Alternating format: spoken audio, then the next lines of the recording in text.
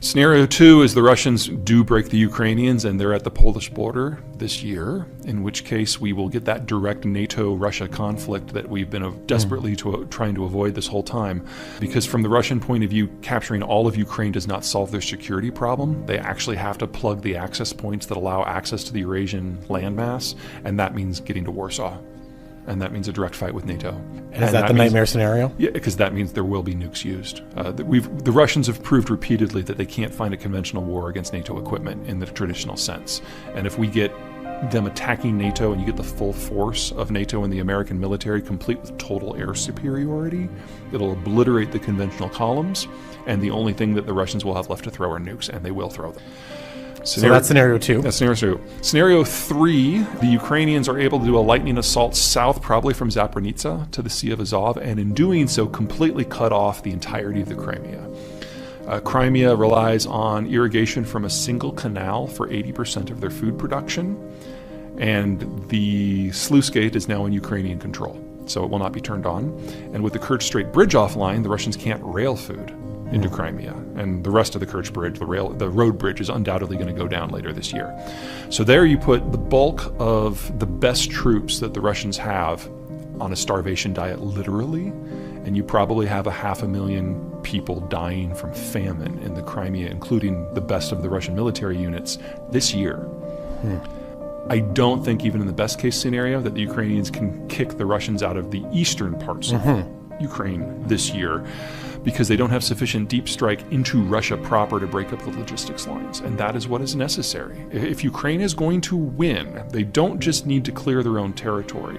They need to clear the ability of the Russians to invade in the first place. And that means striking deep, at least 300 kilometers over Good the conversions. border. I was raised metric, so it's weird living in the United States and thinking metric. So anyway, we're not ready for that fight, but that fight is not this year. Right. If you don't want to get nuked, you need to give Ukraine absolutely everything they can get as soon as they possibly can. Western troops can't be on the ground. That would trigger a nuclear exchange in no time. But the pace of training needs to expand by at least an order of magnitude, and that means we need to double, probably quadruple, the rate of arms manufacture across the NATO alliance as soon as possible. Once you look at the cost of the materials that go in, is the lowest in the world in terms of efficiency per hectare. This is a country that is basically Enron in nation-state form in terms of its finance, and its leader has completely decapitated the decision-making process of every province and every bureau in the entire system. It is waiting to fall. On top of that, it is dying. They're now admitting that they overcounted their population by over 100 million people since one child, suggesting that all of the missing millions are age 40 or under, childbearing. And even before that, they already had the fastest aging workforce in human history. China will cease to exist as a functional, economically viable population by the end of this decade. So I expect Chinese disintegration over the next decade. And then the decade after that, if we're lucky, it will not devolve into a civil war, but that's a very reasonable possibility. But a severe breakup and a severe population correction, if you want to use a sterile term for 500 million people dying of famine, is kind of baked in at this point. So China reverts from being a country to a geographic concept like it has been for most of its history. India won't have an energy crisis. It's the first stop out of the Persian Gulf.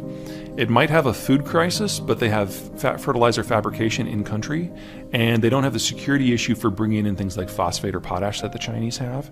So if it can be solved, it will be solved in India. Their security crisis is one they're familiar with Pakistan and Bangladesh. We'll never rule out that they will start duking it out again, and since nukes are part of the equation, we can't ignore that.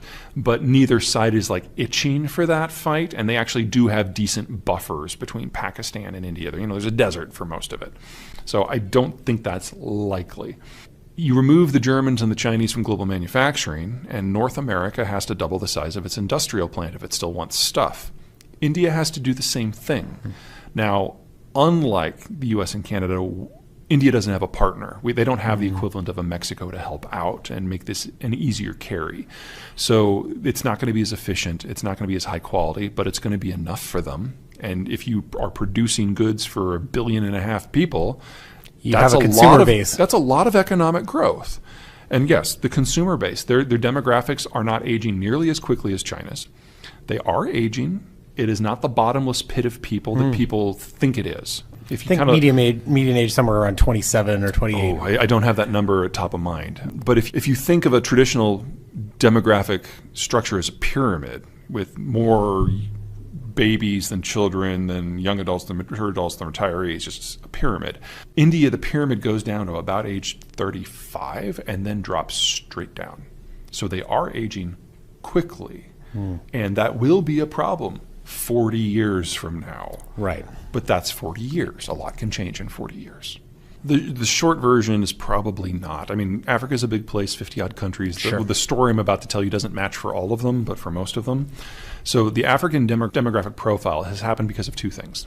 Number one, the world is sufficiently globalized, and China has been sufficiently hungry that they will pay anything for raw materials, that all of Africa, not just sub-Saharan Africa, has been able to export raw commodities that are industrial and import food. And that has allowed the populations to expand significantly. So Egypt today, if all of a sudden food imports were no longer an option, they would lose half their population. Even if they converted all their citrus and all of their cotton to wheat, they now have twice the population that's necessary, or double the population that their land could support if they just switched over to wheat. And no one in Africa is that extreme, but they're all kind of flavors of that trend. Number two, part of the reason that countries, as they industrialize for the early decades, actually get a much larger population is child mortality goes down significantly.